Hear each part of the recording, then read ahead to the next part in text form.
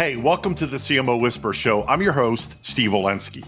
Part marketing practitioner, part ad agency veteran, part journalist. I was a writer for Forbes for 10 years.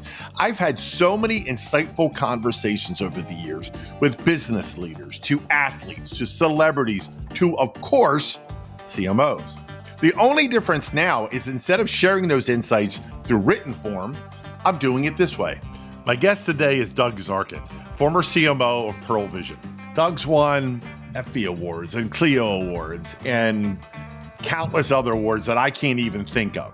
I've known Doug for well over 10 years, and he is absolutely one of the brightest minds in all of marketing that I've ever met. And he's just a really good guy. Our conversation ranged from his thoughts on why emotions are so important when it comes to advertising, to what he deemed his most successful failure, to what it was like to be an Avon lady. I am beyond honored, beyond humbled to call him my friend and to have him a guest on my show. Please welcome Doug Zarkin. Thanks for having me, buddy. Congratulations on this. It's very, very infrequent in life that you meet people in business that you have an instant connection to. And I know you and I first got together, your days writing for Forbes, and just the way in which you approach the questions and the story, I instantaneously knew you and I would stay together and stay in touch throughout your career and mine. So well, listen, the pleasure is all mine. And like we were saying before we started rolling, we've had so many of these types of conversations, right? The only difference is now it's being recorded and we have a microphone in front of us. So I want to give the audience a quick glimpse into your background, which is unbelievably varied. And I learned something that I did not know about you.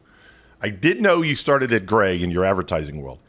I had no idea about this other company, or I think you called it a partner company, called Gee Whiz. Tell me about it. So crazy. It's a crazy story. So, coming out of graduate school, pre-LinkedIn, there was really very few places in the world to go to for career advice. And so I went to a really good family friend of mine, and he said, look, if you eventually want to run a business and run a brand, you got to get on at the end of the train and work your way to the front. And so I began my career truly at the end of the train. And that was in the media world, in the world of advertising, and worked my way up through account management. And then in my late 20s, I was working for Gray Advertising and was challenged really with working with some of our largest global clients, M&M Mars being a big one, and was doing a lot of work in sort of portfolio management and portfolio alignment. And the CEO at the time, Ed Meyer, came to me and my boss and said, look, I love what you guys are doing. The clients are seeing tremendous value. Why don't you start a partner company, really focusing on this notion of mindset marketing? Back then, in the age of first party data, most marketers would buy media based on, what your age was and your driver's license. And what we were doing was really focusing on what was in your mind, not what it said on your license. The notion of mindset, not age set. And so we started Gee Whiz, eventually took over the entertainment division of Gray Advertising, and with that really focused on optimizing global portfolio brands. I had a chance to work with Starwood on the launch of the W Hotel brand, Warner Brothers Theatrical and Home Video. I had the amazing privilege of writing the brand architecture for the consumer products division of Warner Brothers for a little franchise they had bought called Harry Potter. And they were so concerned that that company was going to pilfer that brand. They wanted every movie to be bigger than the next. And so we went in as an outside agency and helped them really understand the strategic principles to how to make the brand resonate, much like in the way in the world today of Barbie with the world of Harry Potter. Reebok was one of the clients I had the most fun. If you're watching this, you'll see that my background is not a sports bar. These are all experiences and opportunities and working with the leagues that I had through partnerships at Reebok. We worked with the NHL, Konami video games, Seagrams. It was just an incredible opportunity to really dip my toe in the water of working at a whole bunch of different verticals to eventually figure out what I wanted to do and what I wanted to be. And, who knew that my next move would actually be becoming one of the few men that can say proudly that he was an Avon lady when I made the jump to the client side to help reinvent the direct selling model and bring in a much younger, more upscale, both buyer of product, but most importantly, new sales force. Well, you just teed it up. Brand. I mean, this is why we get along so well, right? You're reading my mind about, okay, your next stop after Gray was at Avon. But talk about the brand Mark. Yeah. So I met the leadership team at Avon. I was presenting about the power of young women as a buying audience at the Fragrance Foundation's annual summit. And sitting in the audience was somebody from Avon. And they approached me after the presentation, and I was sitting on a dais with Jane Lauder, who just introduced herself as Jane. And I didn't realize until midway through the presentation that who she was. And they came up and said, listen, we love what you're doing. We'd love to talk to you. And I said, great, I'll bring the agency in and we'll come in, we'll do a pitch. And they said, no, we'd like to talk to you. And the notion that came from the brilliant mind of our chairman, Andrea Jung, was she recognized that there was a generational challenge with Avon products, that it had really become your mother's Avon. But yet the technology and the innovation and the passion and the relationship was a model that really should have stickiness, but she didn't know what to do with it. And so I was brought in as part of kind of the new business team. And I spent my first 6 weeks in the field working with our representatives selling lip gloss door to door. And the reason was very, very simple. Not because it would make for an amazing story to tell at a bar or a way to torture my daughter, but a way to really understand what exists in order to figure out what it can become. And by going into the field, what I demonstrated to the org was an appreciation about the power of listening in order to lead. Going door to door, understanding the mechanics, the philosophies, the passion that the representatives really had, and also, frankly, where the gaps were. So that when it became time to lay out the business plan and the vision for what eventually became Mark from Avon, it started with, let's build on what we have, and then let's create something new. The idea of moving to almost a completely digital ecosystem for order submission and training. One of the coolest partnerships that I was able to forge during my time there was to take the learning platform to teach somebody actually how to sell Mark. And I partnered with the University of Phoenix and created a college credit worthy course that not only allowed young women to learn how to sell, but also got them a college credit. And so the value proposition was there, emphasizing the fact that we weren't going to spray and pray, but really trying to find concentric circles of where young women congregated. And again, this was pre-Instagram, the very early days of Facebook. And so we developed a strategy to focus on the top 50 female populated college campuses and built out an ambassador program where we recruited young women that were powerful, smart, and yes, beautiful. And that combination was so easy to find and really brought them into the fold as ambassadors because we needed people to want to buy the product in order to eventually want to sell it. And the results of that business, we took that business to 118 million in incremental sales in the first 18 months. I think it candidly surprised us. Women's Wear was very generous in awarding us the best executed launch strategy. And it was really the first time in my career as a client that I started to see a degree of success. And it gave me a really good boost of confidence to believe that this is what I wanted to do in my life. So before we go to your next stop, you said something that caught my ear and resonated resoundingly with me. And that is you went into the field. You went on the streets literally to actually ask and engage and hear what your buyers, potential buyers, prospects, whatever you want to call them, what they thought. To me, it still blows my mind when I see like research, for example, that shows what marketers think consumers want. And I go, who cares what we think, right? Ask them what they think. Ask them what they want. Go to that horse's mouth. And it's still lost in 2023. So I'm not saying you were ahead of the game because you were just doing what to you was common sense and still is. But I'd be remiss if I didn't stop on that point to remind anybody listening and watching this going, guys, it's not about what we think, it's about what they think. And it was I appreciate it. And it was really grounded in two things. One, I had no idea the difference between a lipstick and a lip gloss. And so I really needed to learn the business. But most importantly, going to a company that is called the Company for Women as a guy, I needed to understand the culture.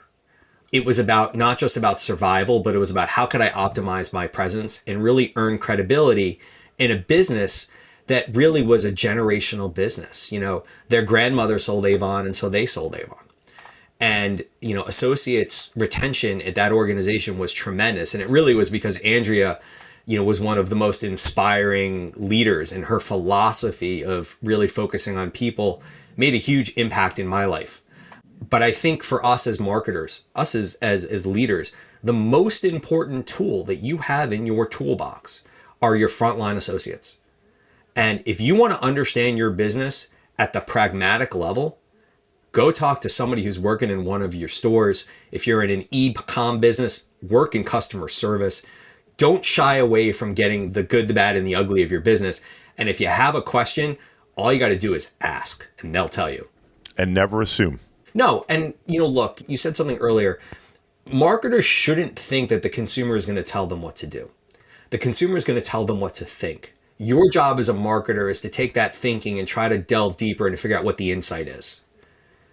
What's missing? Consumers don't outline strategies for marketers. Consumers respond, consumers give you feedback, but strategies really come from insights, and insights really come from getting into the dirt of your business and going at it from the inside out. Very well said. Okay, so after Avon, I know you went to Victoria's Secret. Yeah, at a very different time in the world. When I got recruited to go to Victoria's Secret to head up a brand that was in test market called Victoria's Secret Pink, it was like being recruited as the center fielder of the New York Yankees. The jet, the dinners, the limos, it was very, very glamorous. And, for me at the time, I think I was so excited that perhaps the journey I was on in my career was going to be a good one because I had had some immediate success at Mark, that I went to Victoria's Secret for the wrong reason. It was honestly, it was a pure, and I can say this unadulterated, and I'm not embarrassed because a lot of us make these mistakes in our life. It was a pure money play. I went, it was a huge, huge paycheck. And what I didn't understand in going was the culture that existed in the organization that would make it very difficult for anybody who had a point of view to succeed. Do you, any regrets? I call it a successful failure. I really do. You had a founder-led business with a founder who was extremely passionate, brilliant about certain things, and in my opinion, unbelievably ignorant about others. And a lot of that ignorance has come out and been publicized in the press, so it's not worth wasting time on your podcast to go through it. But what I learned, I am incredibly grateful for about myself, about what I was really good at as a leader, and frankly, what I was not really good at as a leader. And, as leaders, we don't love to talk about our failures. That absolutely was a successful failure. I was able to deliver great business results. I was able to evolve that brand into more than just a product line, but a cross-category business. But it was not a stop that I'm as proud of as perhaps I am about my time at Pearle Vision. But to your credit, you took it as a learning lesson. I turn it as a life lesson. You as a marketer, when it comes to data, have to recognize that data is only as good as the questions that you ask. Finding the right opportunity isn't just about what is on the paper. It is about the questions you ask and how that fits in with your belief system as a person, as a leader. What is the value of human capital? How does the organization think about its people? The business part of it is, in most cases, the easy part. The hardest part as leaders is the fact that we actually have to lead. Yeah, I know.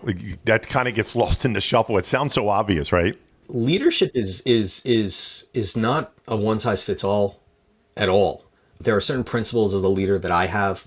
I'm somebody who absolutely, when it comes to leadership, hires people for passion. I want people that are excited about what they do. I require purpose. So I want to surround myself with people that have intent and go about their day and their life at work with focus. But I think most importantly, creating a culture where you celebrate progress. Marketing is a results-driven discipline for sure. And when you set a target, let's say it's a +5, and you deliver a +3, the Achilles heel of many is that you focus on the fact that you missed target versus taking a moment to celebrate, how did we get +3? Anytime you can be better than you were a year before, it's something to be proud of. Celebrate that moment and then begin to interrogate that moment to understand, was there something that we did?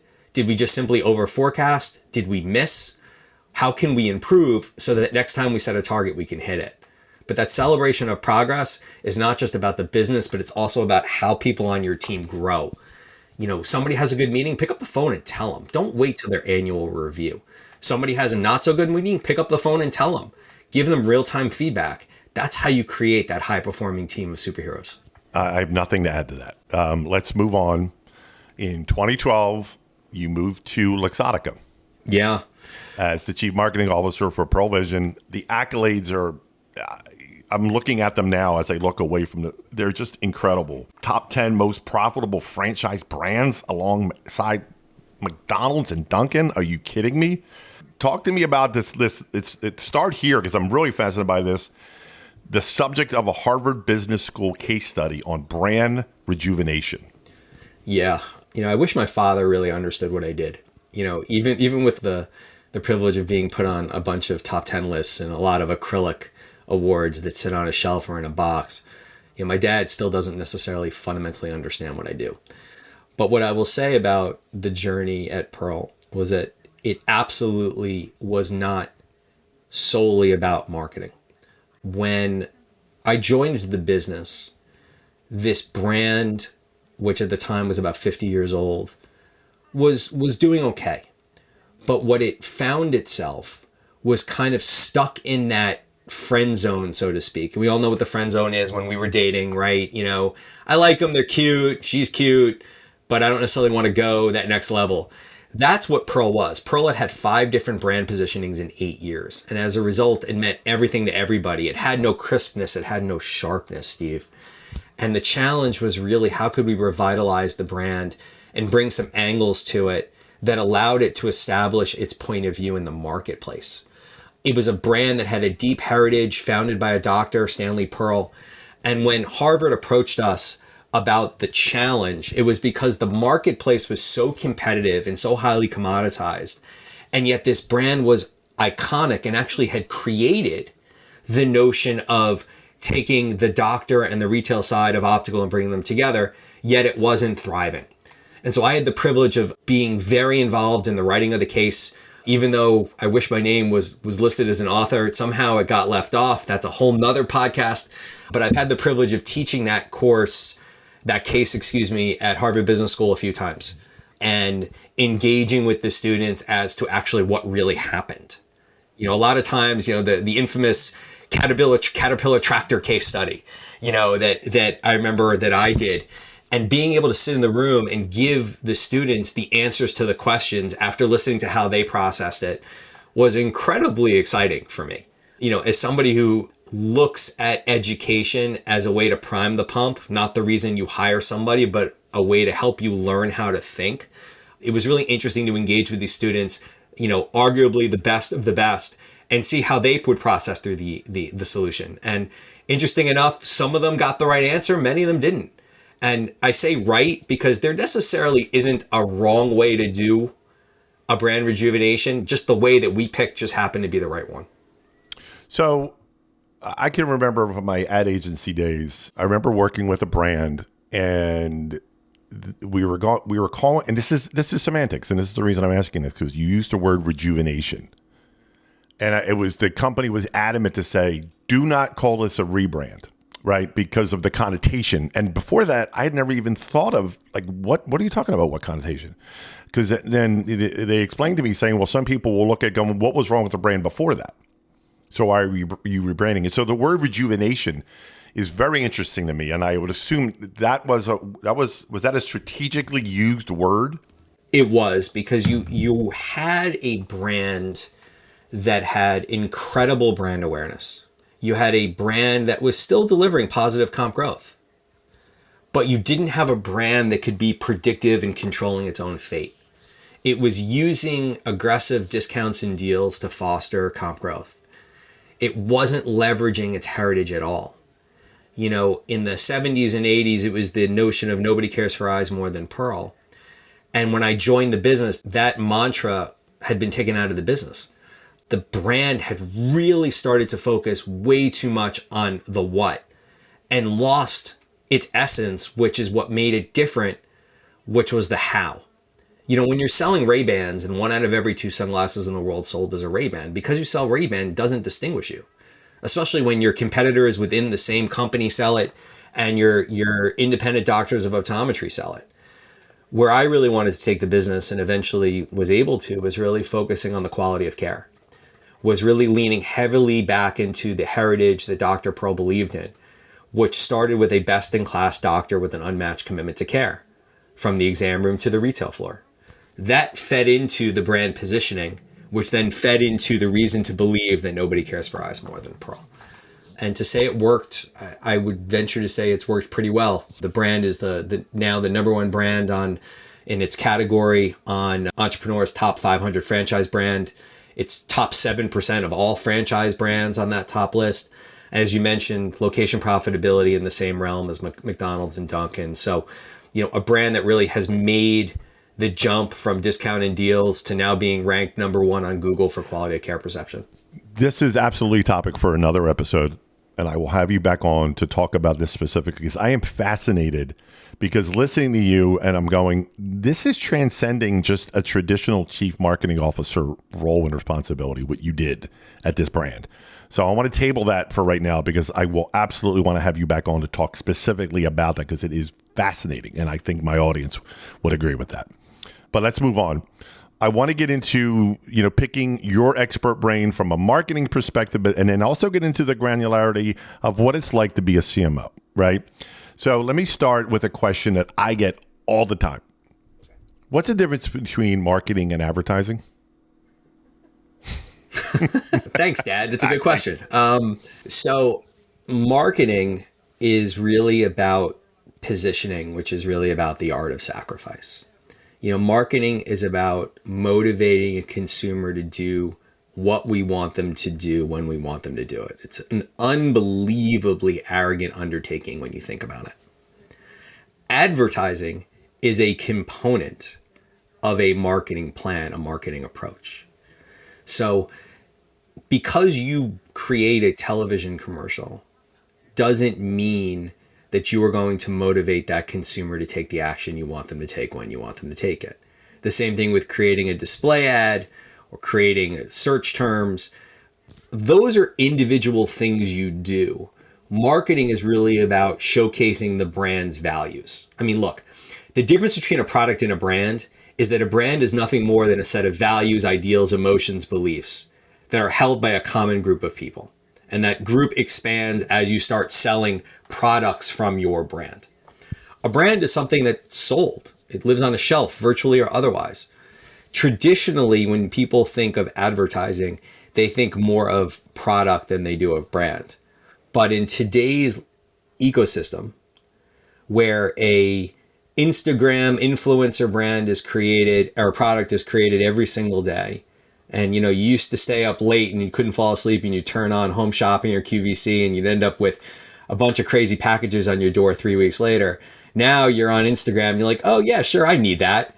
And so brands have to recognize, and I think many of the good ones have, that they have to use their marketing to really drive a much stronger brand value equation than just purely selling the product that they're hawking at the moment. Perfect answer. There's no wrong answer, right? But it's always I could ask, and I'll ask every guest what the difference is, and people are like, oh, okay. And I get asked all the time. But you mentioned the word motivation in your answer there, which evokes emotion, right? So where I'm working right now at System One Group, we're a creative effectiveness platform. And I know you're familiar with the company, and everything we do is rooted in emotion, and we measure people's emotions to a given stimulus, whether it's a broadcast ad, a print ad, a billboard, whatever. So I want to get your thoughts on emotion when it comes to marketing and creative and advertising, and how much should be used, when it should be used. What are your personal thoughts? What did you do when you were CMO of Pearle? Did you factor in, is this ad going to move someone to some emotion? Did you have that forethought? All right, so you can put this on a t-shirt. Consumers make emotional decisions before they make rational choices. In the same way that you can't have a rational conversation with an emotional person. Let's take the former first. When we think about the experiences and that we have in our life, the restaurants that we go to, the trips that we take, when we describe them, it is not about the pool was heated to 87 degrees. It's the pool was awesome. The restaurant, it's the experience. And then you get into, I had the best steak. Why is it the best steak? We as consumers, and System One is really good at really tracking this idea called emotional dynamism, which is how do you really resonate with somebody at an emotional level to create that lean in factor that is that rational choice.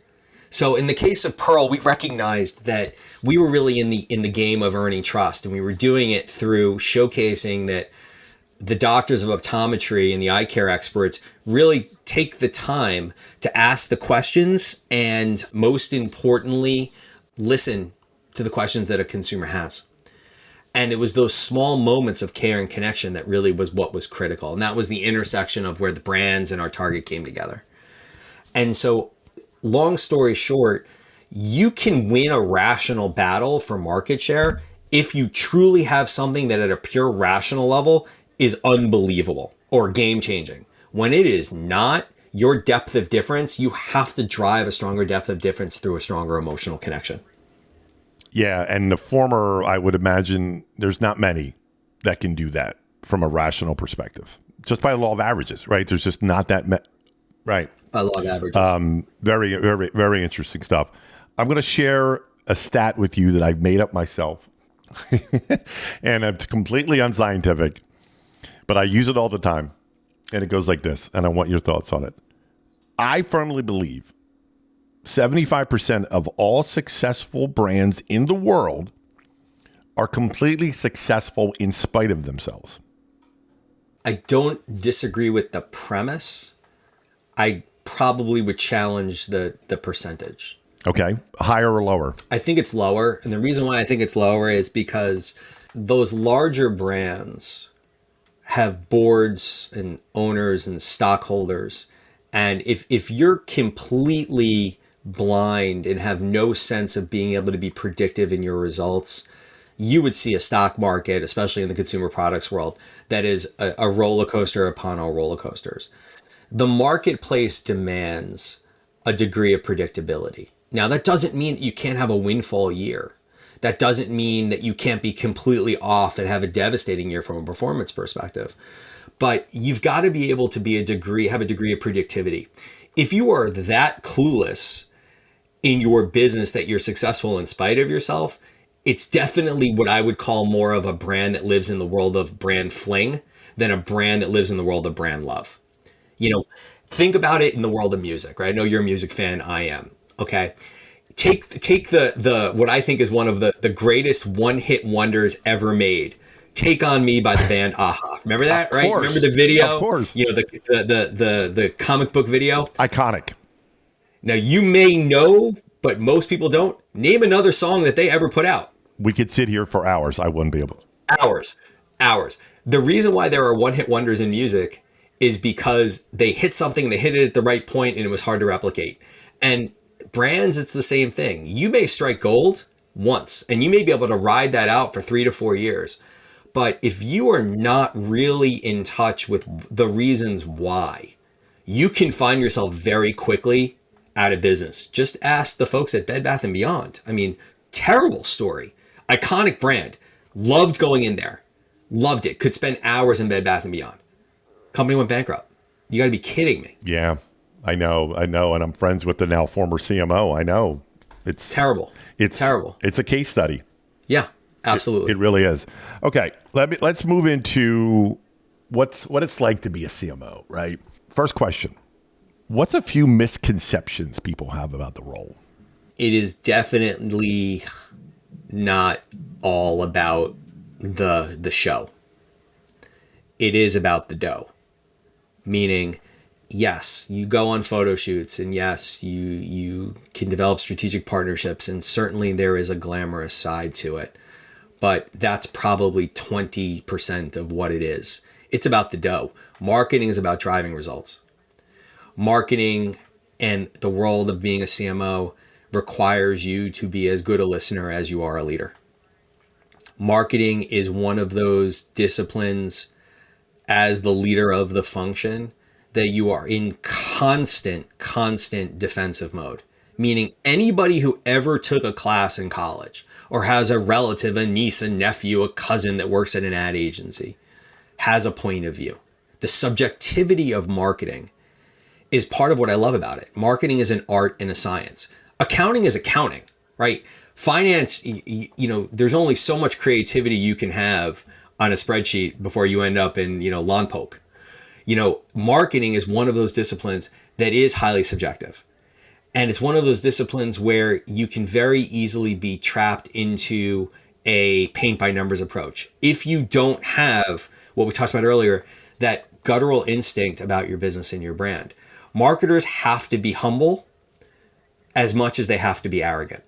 They have to believe and be confident enough that they can get into the mindset of a consumer and motivate them to do what they want them to do when they want them to do it. But the humility comes in recognizing that it is never about perfection. It is always about progress. Why? Because what marketers are asked to do is impossible. You can never fully predict how somebody is going to react. You can get it pretty close to correct, you can get it very close to correct, or you can fail miserably. But the art and science of marketing makes it constantly a work in progress discipline. It is certainly not a set it and forget it art. Interesting. Yeah. And those misconceptions could be from the consumer side to your fellow C-suiters, right? What the perception and misconception is about what the role of a marketer and CMO is. I'll give you one more. Any marketers tend to not get credit for really understanding the financials of their business. Let me assure you that when I was leading Pearle Vision, I had an entire franchise system that not only required, but applauded the fact that when we were doing promotions and incentives, the first thing I went to was the retail math. Building out a cost per acquisition model to understand how much we could spend to acquire a patient and break even helped us tremendously in evaluating innovation ideas when it came to marketing. Putting the consumer first and understanding how it could drive things like average dollar, unit turn, and margin. And again, that's part of the reason why my role at Pearle expanded a little bit beyond a traditional CMO into things like store design and product promotion and visual merchandising. I ran buying and planning for a year on the product side as part of my responsibilities when we were moving to a managed supply chain model. So I got to really understand what we were selling and how it really related to our target from actually being responsible for doing it. And it was a great privilege. Everybody knows, at least I think they know, at least CMOs know, and I certainly know, that seemingly forever, CMOs have had the shortest average shelf life in the C-suite. Why? There's an expectation of immediate gratification when it comes to marketing. You're spending millions and millions of dollars and you're being asked to deliver hundreds of millions of dollars in return. Like the ROI expectation on marketing is pretty extensive. I think there tends to be a focus that marketing is what's wrong when a business isn't working. And what I have come to find is, first, the most powerful relationship a marketer could have beyond with its team and with its consumer is with their operations partner. Great strategy that can't be executed operationally is really nothing more than words on paper. But marketing tends to be the place that is first looked at for why a business is coming up short. I think the second thing is marketers are expected to learn the business very quickly. The first 90 days of a marketer's tenure has to be one where you are in osmosis mode and figuring out not what to do, but what questions to ask. In addition to learning your business, learning the business economics, learning the acronyms, and learning your consumer base, you got to understand it. All the while staying abreast of everything that's happening, and obviously in our digital age, sure. What's new now is old 30 seconds from now, right? Mm-hmm. And, for AI, which is the elephant in the room for so many marketers right now, you're expected, meaning you, the CMO and the marketing team are expected to go, okay, how do we use AI, for example, whatever the new shiny toy is. Yeah, absolutely. And again, I go back to there is no right way, there is no wrong way, there's just a way. I look at AI as something that you can use for good or use for evil. Most marketers are going to immediately be drawn to its ability to help you with things like customer service. How it could pre-populate answers. Here's the danger. AI, much like any data, is only as good as the questions that you ask. AI is only as good as the inputs that you input to help shape the answers that come out. If you have a situation in a customer service perspective that's being handled by AI that is venturing into the world of discrimination, racism, anti-Semitism, gender bias, and you try to handle it with AI with a generic, I'm really sorry that you feel this way, pardon the expression, but holy shit, are you in a lot of trouble. AI doesn't empathize. AI doesn't think human. It can get close, but it doesn't think human. Much like when you're doing and setting up an algorithm, when you're doing programmatic buying, the algorithm is only as good as the inputs you put in. So I think marketers have to appreciate that it's not going away and have to figure out how it could help accentuate. An easy way to use it would be, hey, listen, I'm torn between two different approaches to a radio script. It used to be you'd have to spend a couple $1,000s in asking a copywriter to do an alternative version.